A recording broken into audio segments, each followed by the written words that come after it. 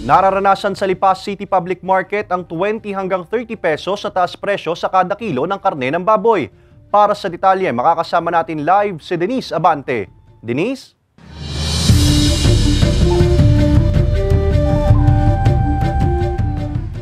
Ace, dobleng tumal daw sa benta ang inaasahan ngayon ng ilang mga tindera dahil bukod sa mataas na presyo ng karneng baboy, inaasahan din nila ang kakaunting mga mamimili dahil sa pag-aayuno ng mga Katoliko ngayong paparating na Semana Santa. Hindi lang daw mamimili ang naghihigpit na ng sinturon ngayon sa Lipas City Public Market. Dumadaing na rin kasi ang ilang tindero ng karneng baboy sa pamilihan dahil sa mataas na presyo ng paninda. Tumaas kasi ng 20 pesos hanggang 30 pesos ang kada kilo ng karneng baboy sa pamilihan. Dinadagdagan namin ng kaunting para lang umakahit ng benta. Kung nalulugi rin ng kaunti, di sa iba na lang ang nabawi. May kita rin naman ng kahit kaunti, nakakasapat na rin lang.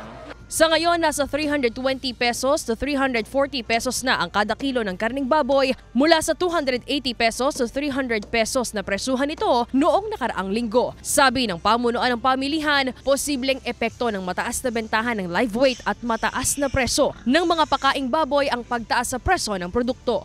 Yung ingredients ng pakain ng baboy, na katulad ng mga mais, tsaka mga trigo, mga ganan. Kasi the more na tumataas ang presyo ng gasolina, tumataas din yung mga ingredients na yan. Batid naman na raw ng tinderang si Lorna ang paghina ng bentahan tuwing sasapit ang Semana Santa kaya hindi na siya gaanong kumukuha ng maraming pakatay na paninda. Lagi naman ganun, pagka first Wednesday, tapos Friday, yun talagang madating ang matumal talaga. Siyempre, babawasan namin yung katay namin para yung tama lamang sa alam namin mga mamimili. Dumadaing din ang ilang mga mamimili sa mataas na presyo ng bilihin, ngunit kaunting tipid at matinding pagbabudget na lang daw muna ang ginagawa nila. Ang mamimiling si Mang Ruel mas gusto pa ring araw-araw mamili ng pangulam anuman ang presyo nito sa pamilihan. Para laging sariwa ang aking kinakain, araw-araw bumibili ako. Bibili pa rin. Hindi pwede namang isda bukas. Sana naman bumaba para ang mga mamili ay madaling bumili at saka kailangan sila. Sana ka bumaba na. Para maganda, mababa ang presyo.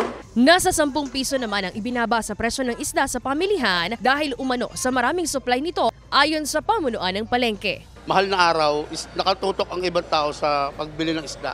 Kaya mahal yung karne. As of now, bumababa po yung isda kasi marami pong dumarating at mura. Ace, ayon sa pamunuan ng pamilihan, nakadepende pa rin daw sa presyo ng live weight ang pagbaba sa presyo ng karneng baboy sa iba't ibang pamilihan. Ace? Maraming salamat, Denise Abante.